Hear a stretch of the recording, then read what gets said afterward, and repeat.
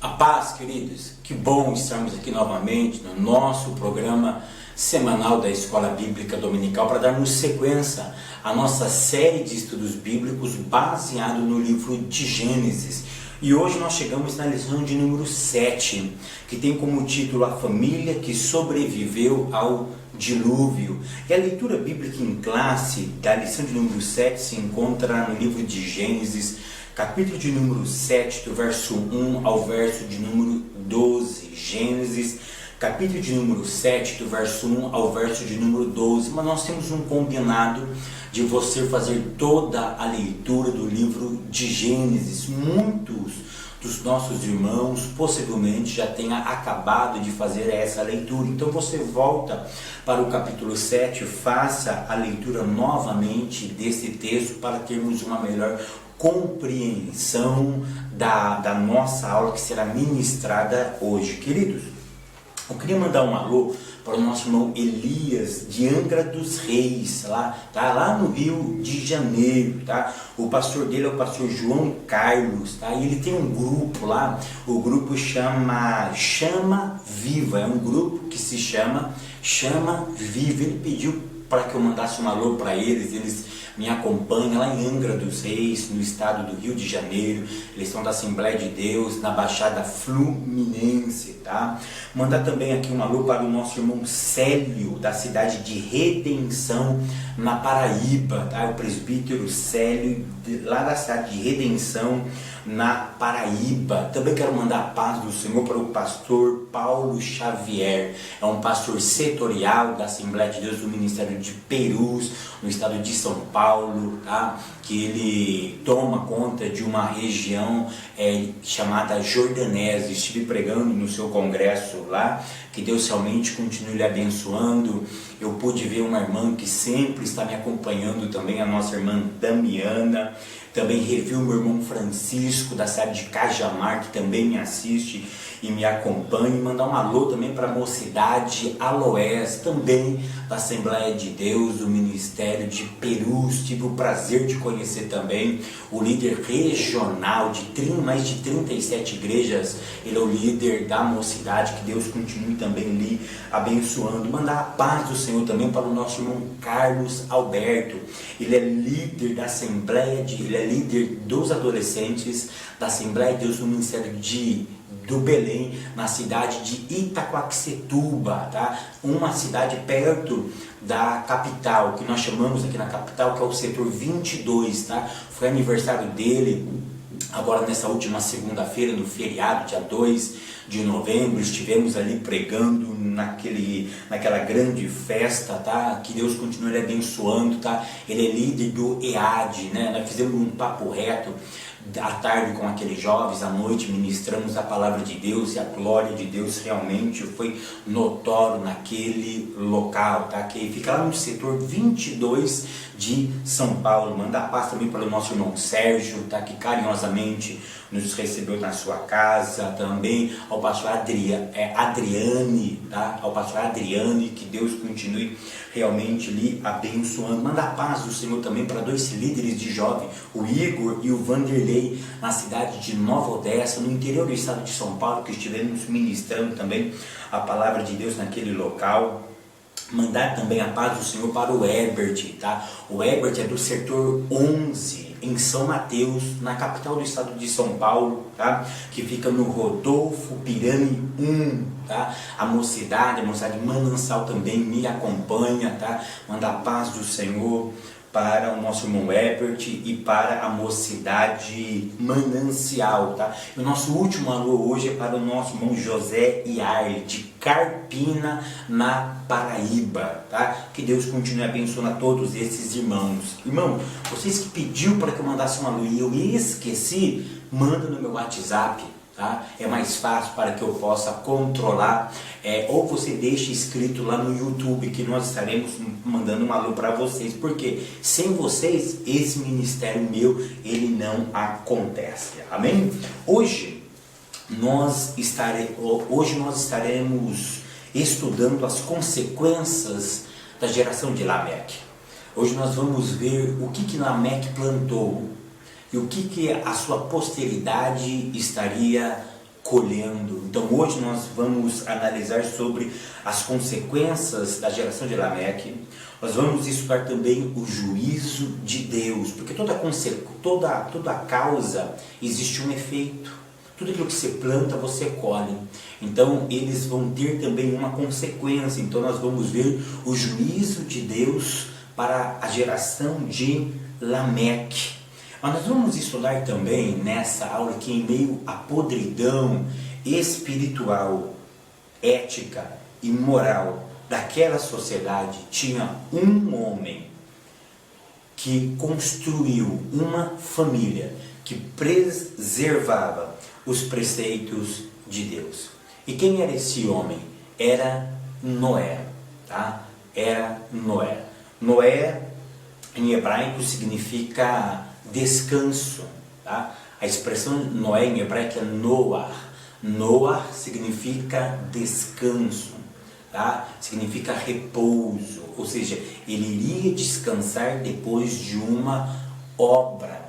Então, na lição de hoje, nós vamos falar sobre o que? A consequência da geração de Lameque, o juízo de Deus, e em meio a essa podridão espiritual, ética e moral, Deus tinha preservado um homem por nome de Noah, e ele tinha preservado também a sua família, tá?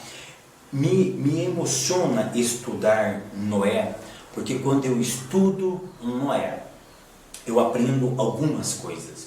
E uma das coisas que eu aprendo ao estudar Noé é que não basta andar com Deus como Enoque andou, mas nós devemos mostrar Deus para a nossa sociedade. Observa que da geração de Adão houve alguns homens íntegros. A Bíblia diz que depois que nasceu Adão, da geração de Adão até Noé, houve pelo menos 3 homens que tiveram intimidades com Deus. A Bíblia diz que depois que nasce Sete gera Enos. E a partir da geração de Enos, que eu já disse que Enos significa humanidade, significa homem, tá? Se começou a invocar o nome do Senhor, mas para por aí a informação. Depois a Bíblia vai falar sobre Enoque. A Bíblia diz em um breve relato que Enoque andou com Deus e Deus para si o tomou. Mas não existe relato de Enoque influenciando a sociedade. E depois nós vamos para Noé. A Bíblia diz que Noé era justo e íntegro. Depois nós vamos fazer uma dicotomia, uma separação entre a palavra íntegro e a palavra justo, que qualifica o sujeito chamado Noé. Tá? Mas o texto diz que Noé ele foi justo e íntegro, mas que ele construiu uma sociedade, uma geração para a glória de Deus. Deixa eu deixar bem claro uma coisa aqui: a palavra geração pode ser um grupo muito pequeno de pessoas, como um grupo muito grande de pessoas. Ou seja, cada homem tem o dever de criar a sua própria família para a glória de Deus. E Noé conseguiu esse feito. Noé conseguiu blindar a sua família de uma podridão espiritual, ética e moral que vivia aquelas pessoas antediluvianas, com aquelas pessoas que viveram antes do dilúvio. Então, uma coisa que intriga os rabinos é: por que Enoque andou com Deus, mas não teve um relato muito grande nas Sagradas Escrituras? E Noé já teve toda uma projeção muito grande acerca do seu nome, do seu caráter. E uma das coisas que os rabinos entendem dentro das suas midrashes é que não basta andar com Deus, você tem que mostrar Deus para a sociedade. E foi isso que Noé fez. Noé simplesmente não andou com Deus, mas ele mostrou Deus para a sociedade. Tá? Ele mostrou Deus para a sociedade. Então a primeira coisa que eu aprendo quando eu estudo Noé, é que não basta andar com Deus como Enoque andou. tá? Nós devemos mostrar Deus como Noé mostrou, tá? Porque nós podemos ter uma vida santa, uma vida separada, mas uma vida que eu não influencio a sociedade onde eu moro. Isso é muito sério. Tipo aqueles cristãos que se fecham, é só ele e Deus. Ou seja, ele está andando com Deus, é claro que ele está andando com Deus. Ele é um homem espiritual, é claro que ele se torna um homem espiritual, mas ele não tem o quê? Ele não quer transformar a sua sociedade.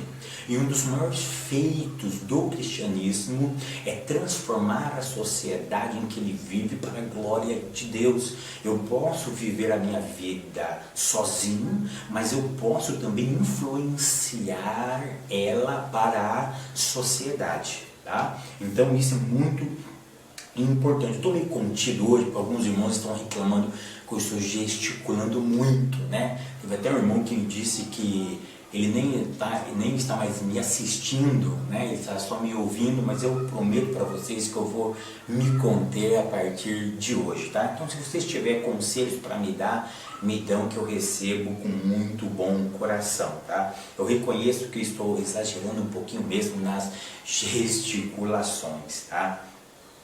Então, estudar Noé me mostra que eu preciso não simplesmente andar com Deus, mas mostrar Deus para a sociedade. Uma outra coisa que nós precisamos entender é que Noé, ele não foi um homem qualquer. Por isso que eu falo a diferença entre Enoque e Noé.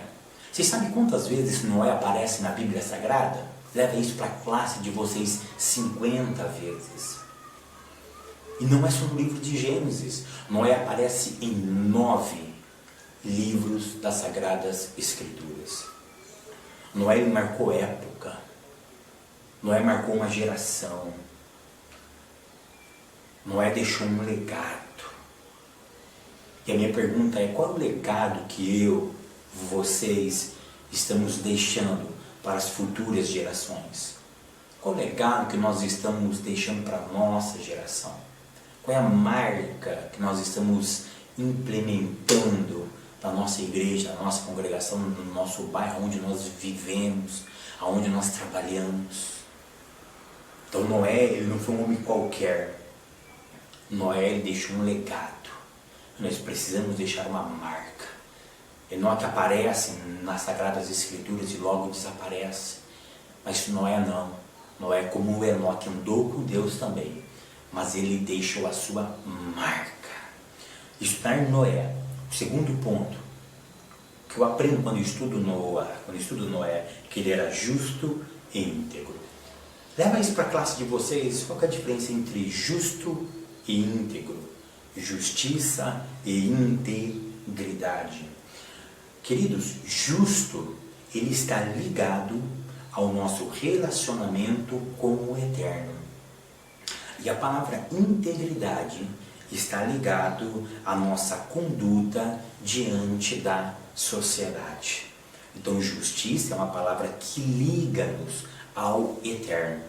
E a integridade, ela é uma consequência da nossa justiça com Deus, porque a integridade é o modo que eu vivo, é a minha conduta diante da sociedade.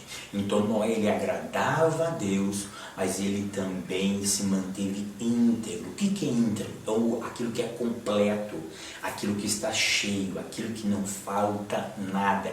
Ele não precisa ser preenchido com a imoralidade, ele não precisa ser preenchido com a podridão ética e moral da sociedade em que ele vive, ou seja, ele está blindado com a imoralidade daquela sociedade. Então, por isso que o texto diz que Noé era justo e íntegro, porque ele agradava a Deus, mas Noé também, ele não vivia segundo os padrões daquela sociedade.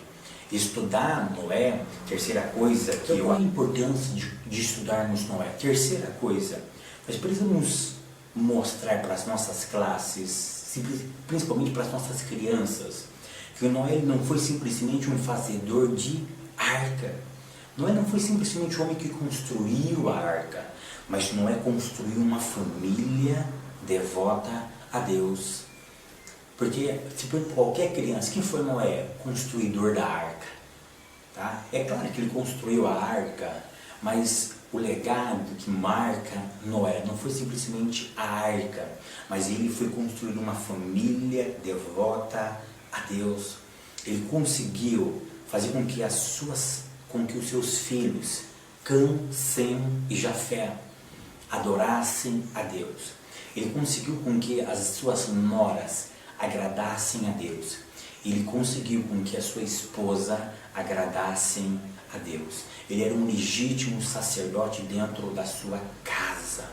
Ele conseguiu levar mais 7 pessoas que devotasse a Deus, tá? Que devotasse a Deus.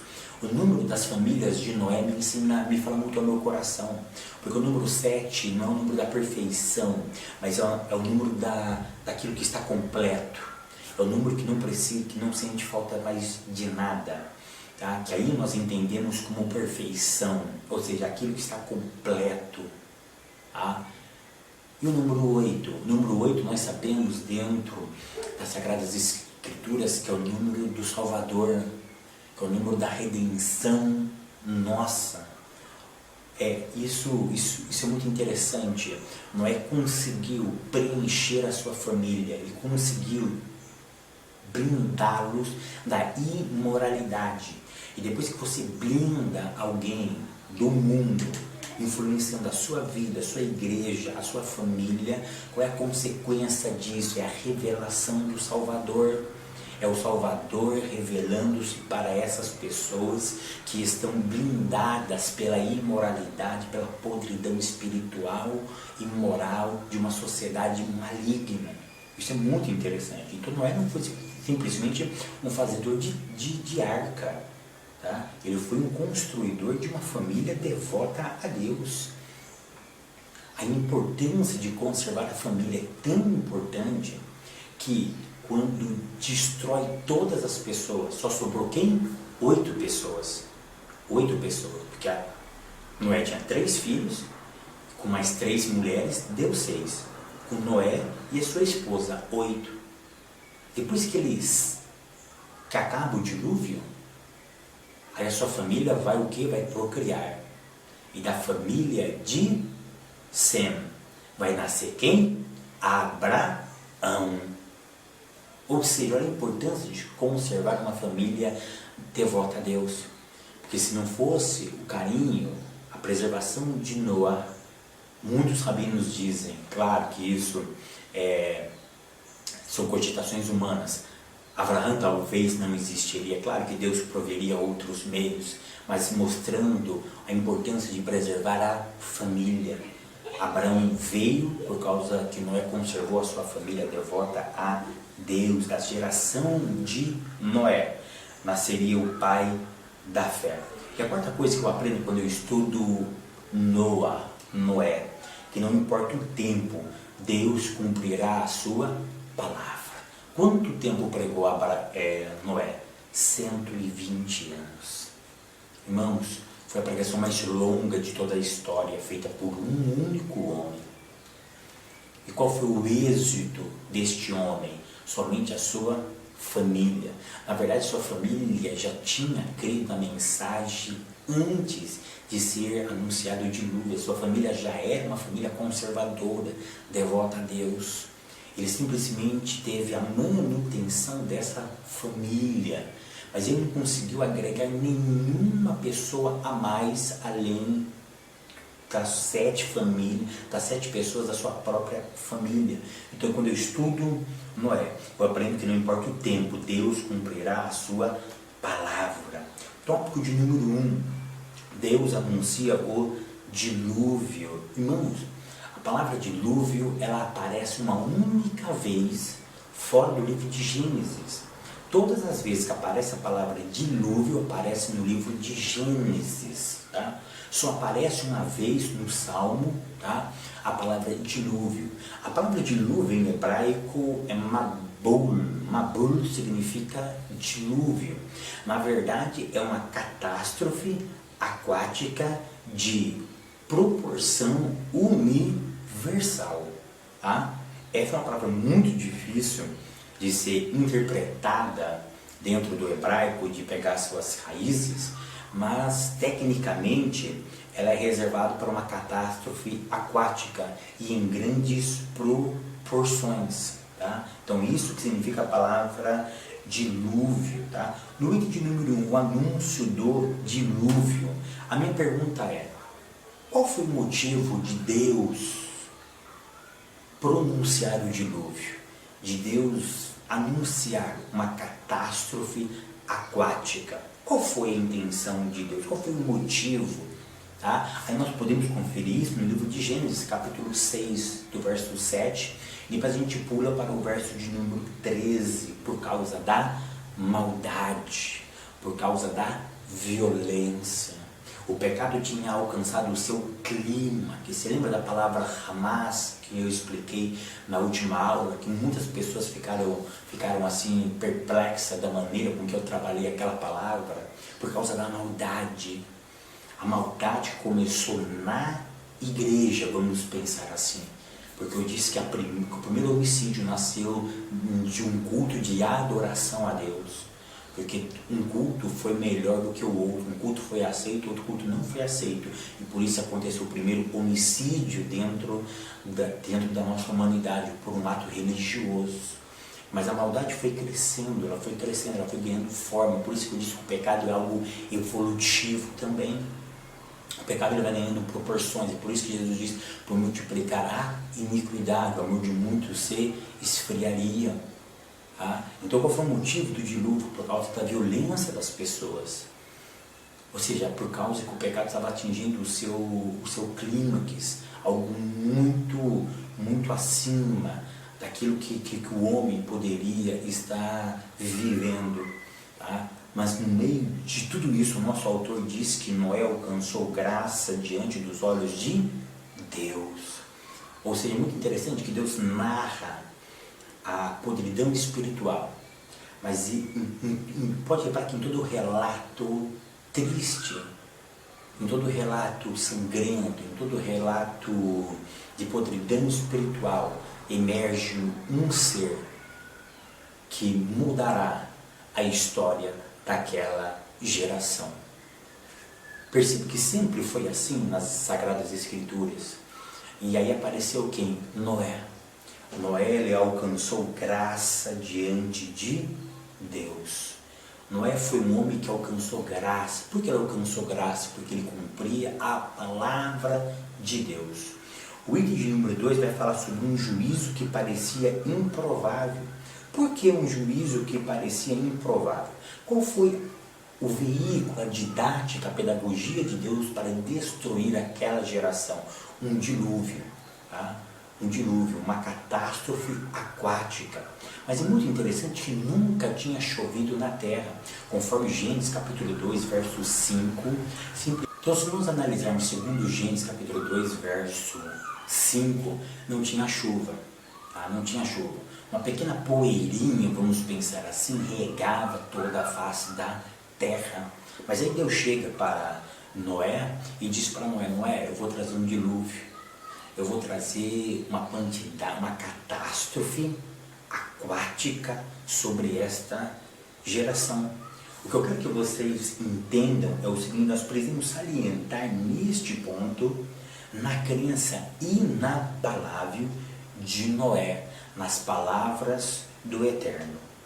Ora, algo que era desconhecido do mundo de então, algo que nunca aconteceu antes na história.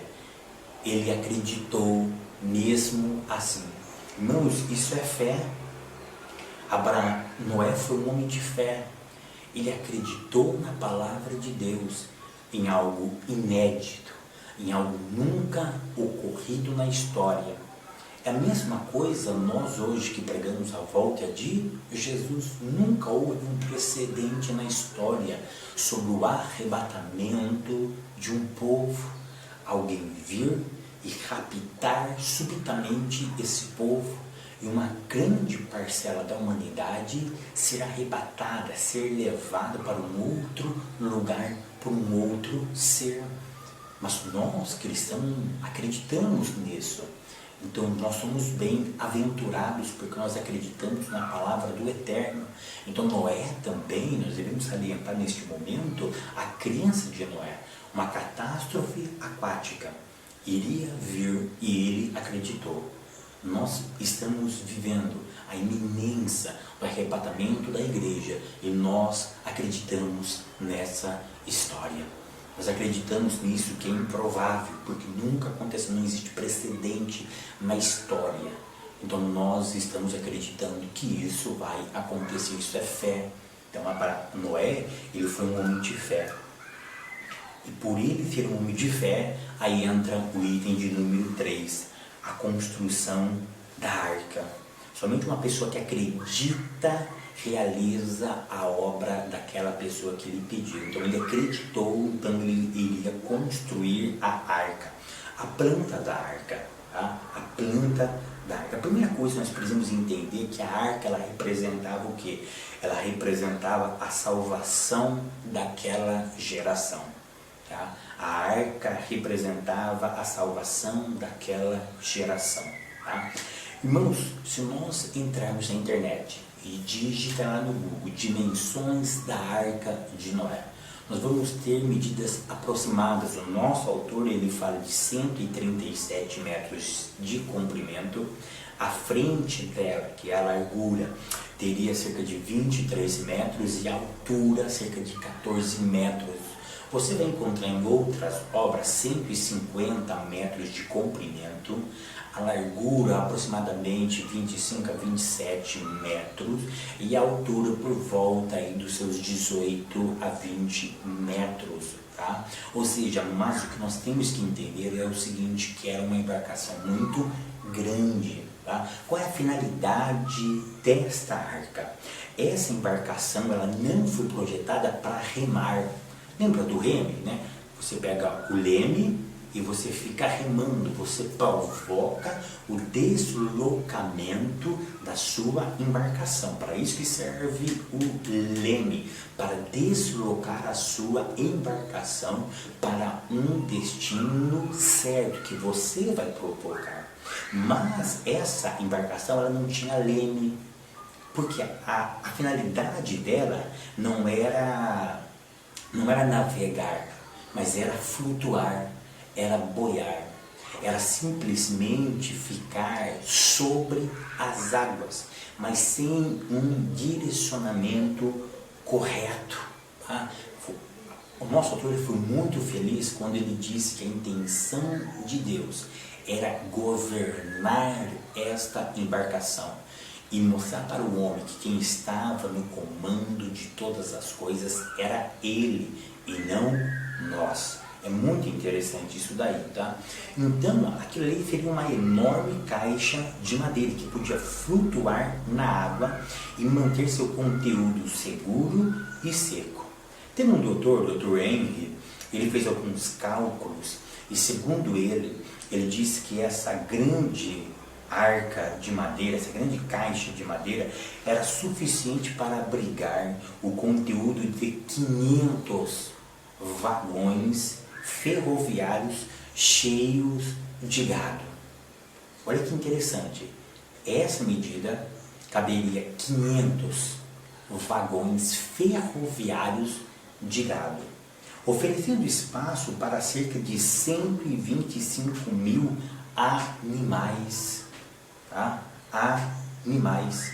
E segundo ele diz que é claro que muitos deles eram bem pequenos e não precisavam de muito espaço, tá? O que eu quero chamar a atenção para vocês também é que Noé, quando faz essa arca, Deus pede para que ele colocasse os animais. Mas é muito interessante que a Bíblia diz que Deus iria atrair os animais até Noé, tá? Eu estava esses dias numa igreja e conversando com alguns pastores. Esses pastores estávamos conversando e eles disseram: você viu o que o teólogo disse? Eu não vou falar o nome dele, que é muito conhecido neste Brasil, ele é muito conhecido. E segundo esse pastor, segundo esse teólogo que é muito respeitado, é muito conhecido, ele diz que Noé pediu ajuda de Adão Porque Adão recebeu o chamado de Deus para dominar as aves e dominar todos os animais.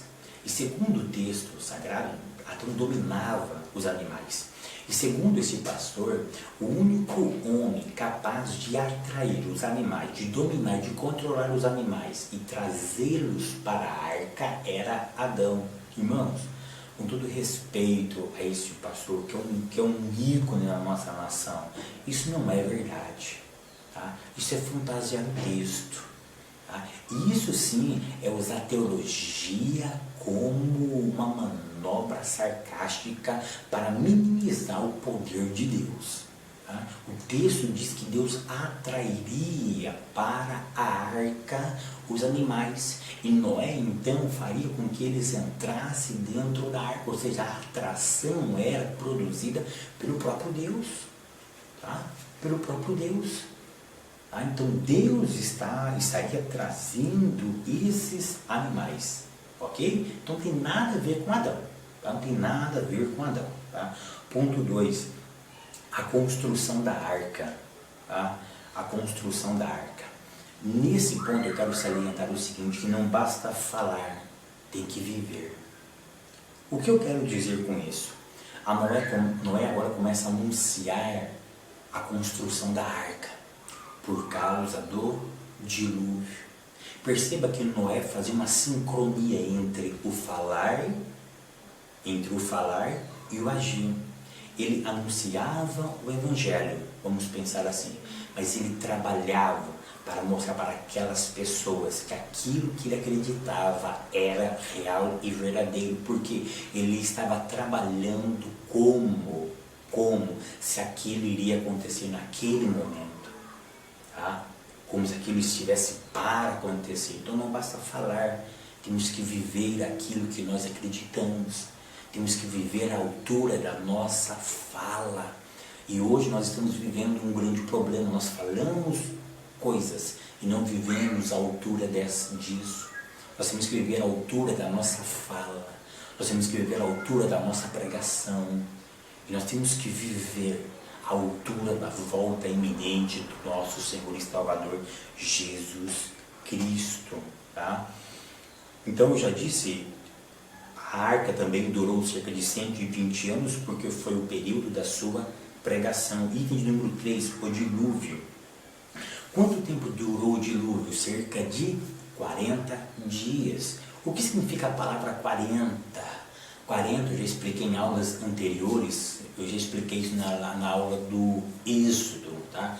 Quem tiver curiosidade, entra naquelas aulas mais antigas do livro do Êxodo, que eu expliquei com muito detalhe a palavra 40.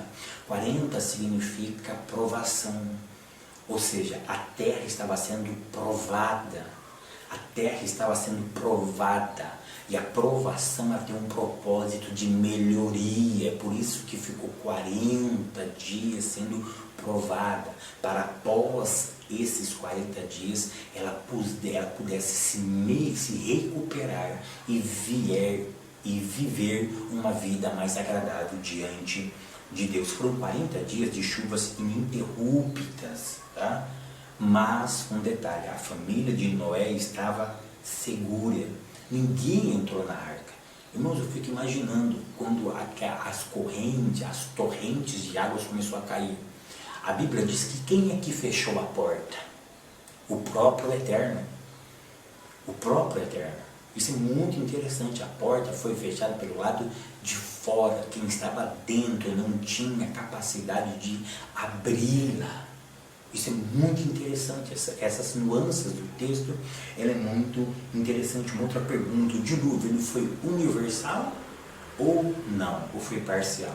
Esse é o ponto 2 do tópico de número 3. Queridos, nós devemos pensar o seguinte, isso é muito debatido, tá? Isso é muito debatido, mas eu quero afirmar aqui textualmente que o dilúvio foi universal. Tá? Foi universal. Por quê? Por algumas questões textual. Em Gênesis 1:1 diz o quê? Que no princípio Deus criou os céus e a terra. Deus estava sempre falando de uma universalidade. É claro que ele coloca até um ponto estratégico da terra. mas a universalidade estava criada. E a intenção de Deus é criar uma geração que fosse propagada, que fosse disseminada por todo o solo que ele tinha criado. Ou seja, então Deus criou o universo inteiro. Deus criou o Brasil, Deus criou a Argentina, o Paraguai, o Chile, a Venezuela, os Estados Unidos, o Canadá. Ele criou tudo aqui, tá? Que era desconhecido pelas pessoas de então. Quando Adão peca, o pecado ele foi o quê? Universal ou local? Foi universal. Toda a terra, sem ter uma pessoa aqui no Brasil, na época de Adão, a terra do Brasil ela sofreu com a consequência do pecado. Então foi universal. A violência estava crescendo no homem. O homem que é a humanidade, é algo genérico. Ou seja, se existisse pessoas aqui no Brasil, eles estariam também com a marca do pecado, com a marca da maldade, da violência instalada em seus corações. Toda a terra foi pega pelo pecado, ela sofreu a consequência do pecado. Então é óbvio que o juízo deveria ser algo coletivo. Toda a terra deveria sofrer as consequências do pecado, da evolução do pecado. Então o pecado, por questões textuais, o dilúvio ele foi universal. Tá? Tópico de número 4, o juízo de Deus. Tá? Ponto 1, um juízo de Deus. Gênesis capítulo de número 7, verso de número 21, eu acabei de explicar. Tá? Se você ler Gênesis 7, verso 21, esse texto ele representa a totalidade do pecado na sua criação, ou seja, toda a criação foi afetada pelo pecado. Então o juízo ele tinha que ser na proporção da causa. Tá? O efeito seria a proporção da causa. Se a causa foi universal, o efeito deveria ser universal. A punibilidade deveria também ser universal. Ponto de número 2. O juízo divino no inferno. Tá? Será que toda a geração de Noé, antes de Noé, que morreram no dilúvio, foram para o inferno? É claro que sim, queridos. Se a arca simboliza a salvação, e se só 8 pessoas entraram na arca, isso mostra o que toda aquela geração que morreu ali no dilúvio, foi só no dilúvio, foram uma geração que não agradou a Deus. Não estamos falando aqui de 7 que morreu antes, não estamos falando dessas pessoas, já tinham morrido, tá? Já tinham morrido, presta atenção nisso, tá? Falar que Adão ajudou Noé com os animais é colocar Adão no inferno. Irmãos, vamos ter muito cuidado. Então, aquelas pessoas que estavam no dilúvio, que morreram na catástrofe aquática, segundo o texto de Pedro, foram lançados no inferno. Tá? Porque o texto vai dizer que Pedro foi lá e pregou para a geração de Noé, para mostrar para eles que Noé estava certo. E foi uma mensagem não redentora, não foi para redimi-los, mas foi para confirmar a consequência de seus erros. Então, quando Jesus vai pregar para a geração antediluviana, foi para mostrar para aquela geração que eles estavam errados e que a punibilidade estava chegando para a vida deles. Tá? E a conclusão desta aula é o seguinte: não importa o período da nossa proclamação, devemos sempre anunciar as boas novas de salvação. E uma outra coisa que eu aprendo nessa aula é que nós devemos marcar essa geração e construir uma família para a glória de Deus. Queridos, que Deus continue nos abençoando. Até a semana que vem, querendo Deus.